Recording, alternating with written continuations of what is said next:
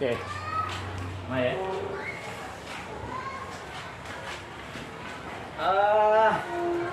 Oke, sebelumnya terima kasih Pak Adi sudah menyempatkan waktu untuk saya wawancarai perihal tugas PPG saya, yang mana dalam hal ini ada beberapa permasalahan yang saya temui dalam proses pembelajaran yang ke depan itu akan saya perbaiki dan harus menemukan solusi dari permasalahan itu, sehingga nanti proses pembelajaran yang akan mendatang itu sudah menuju ke proses pembelajaran yang benar. Ya. Oke, itu saja mungkin buka dimanya tadi. Nah, jadi dalam hal ini ada beberapa pertanyaan yang sudah saya buat menyangkut masalah proses pembelajaran yang saya hadapi, di mana di sini nanti saya ingin bertanya kepada Pak Adi atau sharing juga kan, apakah masalah yang saya hadapi itu sama halnya nanti yang pernah dihadapi oleh Pak Adi sebelumnya. Oke, langsung ya Pak Adi ya. Oke, yang pertama ini Pak, kita berbicara langsung yang dua topik ini nanti kita bicara di terakhir. Tapi yang di awal saya pengen bicara obrolan ini mengarah dulu kepada hubungan antara orang tua dan pendidik ya Pak ya. Jadi kalau saya pribadi juga merasakan bahwasanya saya sebagai guru juga memiliki keterbatasan hubungan antara guru dengan wali murid. Nah, menurut Pak Andi nih, apa sih sebab-sebab yang menyebabkan adanya keterbatasan atau pembatas antara guru dengan wali murid? Nah, itu biasanya karena orang tua terlalu sibuk pertama. Yang kedua, kita perlu juga berinteraksi lebih dengan orang tua. Kalau bisa kita datangi rumah. Dan solusinya biar anak itu belajar lebih giat dan rajin. Dalam hal ini berarti guru harus lebih aktif ya untuk menjalin komunikasi ya.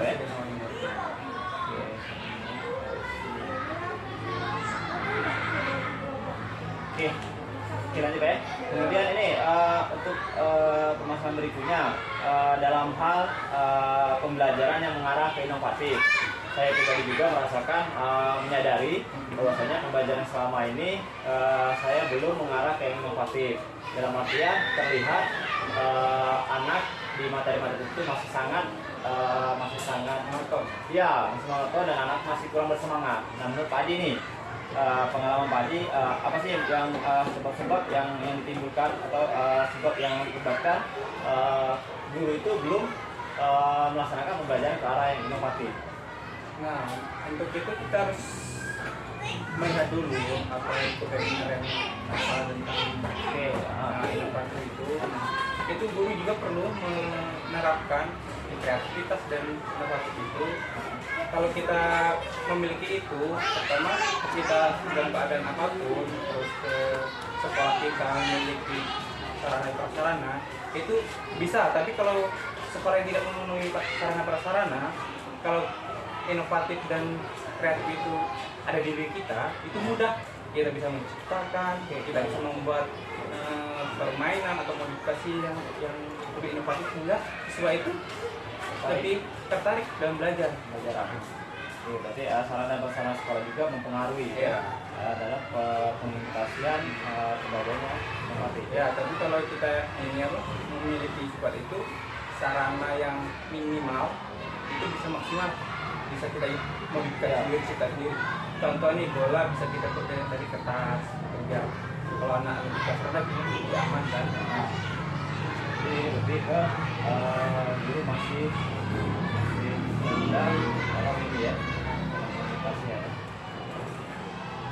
Oke, next berikutnya tadi di zaman sekarang kan, di zaman sekarang itu pembelajaran sudah mengarah ke pembelajaran yang sifatnya coach kan, dimana pembelajaran ini mengarahkan anak-anak untuk berpikir lebih tinggi, ya. Dalam artian anak harus bukan hanya sebelumnya bukan seperti 1 tambah 1 sama dengan 2, tapi bahwasanya anak-anak harus bisa menjabarkan, bisa memikirkan bahwasanya 1 tambah 1 itu hasilnya 2, tapi dalam memahami konsepnya lebih tinggi lagi. Nah, menurut Pak Adi nih,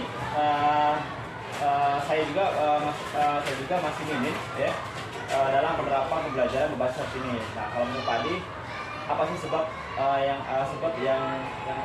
sebab guru itu masih ini dalam penerapan pembelajaran berbasis SAO? Untuk itu yang pertama kita harus pahami dulu materinya. Kita harus paham benar sampai ke kulitnya kita kupas benar. Nah setelah itu kalau kita merasa kurang, jadi kita harus ikut webinar, seminar-seminar yang ada di sekolah maupun di YouTube yang diselenggarakan oleh dinas pendidikan atau instansi yang terkait dengan pendidikan. Seperti itu. Berarti diharapkan guru harus paham dulu materinya. Setelah itu kalau buat tambah itu bisa ikut webinar dan seminar yang dilakukan oleh dinas pendidikan terkait.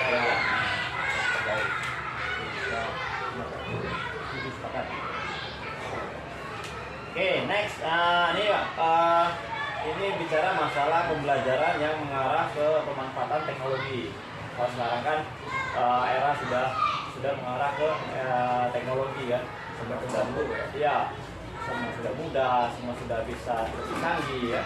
Nah, dan juga guru dituntut untuk mampu ya memanfaatkan pembelajaran berbasis TIK ini kan. Nah, masih pertanyaan yang sama nih. Menurut Padi, apa sih sebab guru juga masih belum mampu menerapkan atau memahami pembelajaran yang mengarah ke teknologi? Nah, yang pertama kita harus lengkapi dulu sarananya.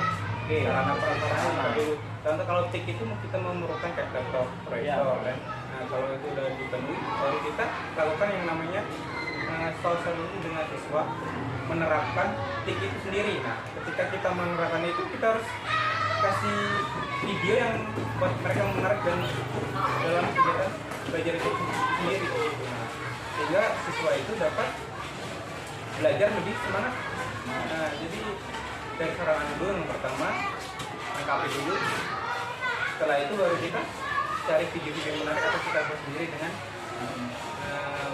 video yang kita buat sendiri gitu. Oke, berarti faktor anak juga, maksudnya kan ini apa? Terkadang perekonomian anak ekonomi berbeda-beda kan. Menurut tadi keterbatasan ekonomi anak juga, apakah itu salah satu yang mempengaruhi terlaksananya atau belum terlaksananya pembelajaran ini? Sebenarnya kalau faktor ekonomi itu mempengaruhi, tapi yang paling utama itu sekolah itu sendiri harus menyediakan itu sarananya.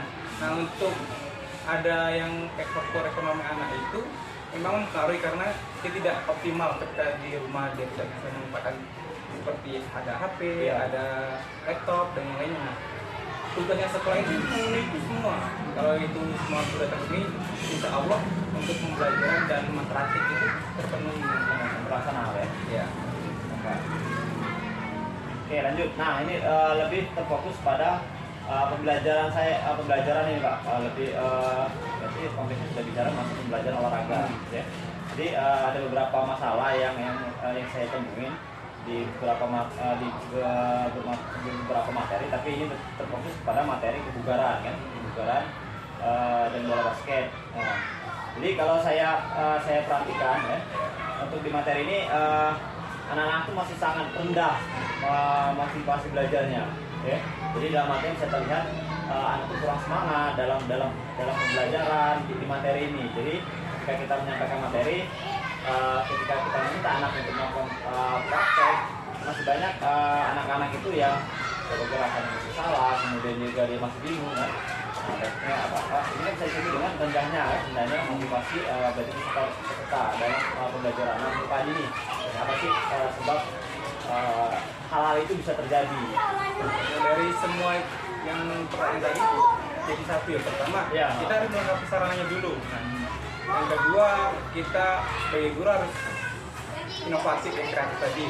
Kita bisa menciptakan itu permainan modifikasi atau semacamnya yang berbau warna-warni. Biasanya kalau SD itu di tingkat kita itu dengan yang warna-warni dan bentuk modifikasi alatnya yang menarik itu bisa meningkatkan mereka untuk belajar. Nah, kalau ibarat di kebugaran, contoh push up, kita bisa kasih kayak permainan bowling ball, itu bisa kayak push up, meningkatkan dia untuk push up. Jadi untuk kebenaran dan tidak benarnya dia cara push up itu untuk kelas rendah sebenarnya tidak terlalu penting ya, tapi ya harus yang terpenting dia ingin melakukan, ingin melakukan dan suka melakukan. Nah, untuk yang kelas rendah mungkin kita perlu kasih praktek, benar-benar kita kasih praktek yang kelas tinggi. Contoh kita kasih kebenaran gerakan ya, kebenaran gerakan, contohnya kita kasih reward lah. Kalau yang benar gerakannya kita kasih reward, kayak kita kasih nilai atau kasih bintang, seperti itu dia bikin semangat dengan cara itu harus kreatif dalam menyampaikan atau pelaksanaan pembelajaran sehingga bisa menarik motivasi pembelajaran siswa ya. Nah terakhir Pak, ya kita masih bicara ini ya, masih bicara masalah materi tadi. Ini terfokus pada langsung ke gerakan, kebugaran. Kalau kita masih bicara masalah gerakan, nah ini masalah langsung fokus pada gerakan kebugaran jasmani. Ini untuk materi push up dan sit up kan. Kemudian ini ketika saya praktekkan di kelas 6 ya, di kelas 6 dan kita tinggi, tapi masih ada beberapa tadi itu dalam gerakannya masih salah. Iya, masih salah kan. Nah, menurut Pak Adi nih apa sih sebabnya siswa masih ada teman-teman seperti itu? Apakah itu mulai dari gurunya atau dari anaknya? Itu tadi gimana? Pertama, kalau memang kita menilai sebuah itu harus pertama dari gurunya, dari pusatnya. Yang kedua, memang kita harus kasih materi yang benar-benar gitu, yang tahu, yang jelas, sehingga si siswa atau peserta didik ini paham dengan apa yang kita berikan. Yang kedua, itu kembali ke inovasi kita tadi. Inovasi kita tadi, cara kita ajar, cara kita memberi materi, dan cara kita memberikan permainan setidaknya kayak kompetisi kecil gitu. Jadi kalau dia melakukan itu dengan itu, contoh sit up toss dengan temennya, nah itu kalau dia sering melakukan itu dan kita tes waktu di akhir materi belajar itu, dia bisa melakukan karena sudah sering melakukan gerakan tersebut. Balik lagi dulu diberi inovasi dalam pembelajaran. Oke, saya rasa cukup Adi, dan saya gambarkan di sini semua yang saya harapkan, solusi atau jawaban-jawaban dari permasalahan saya timbulkan di sini sudah terbantu dengan jawabannya tadi. Saya pribadi mengucapkan terima kasih ya, semoga nanti jawaban-jawaban hasil wawancara saya yang tadi itu akan menjadi evaluasi bagi diri saya sendiri, sehingga nanti pembelajaran yang depan itu lebih mengarah ke perbaikan ya. Saya juga mengucapkan semoga Pak Ahmad sukses kegiatannya, semoga bisa cepat mendapat gelar PR-nya. Amin. Semoga sehat selalu. Amin. Oke, terima kasih Pak Adi ya. Oke. Astaga, baik.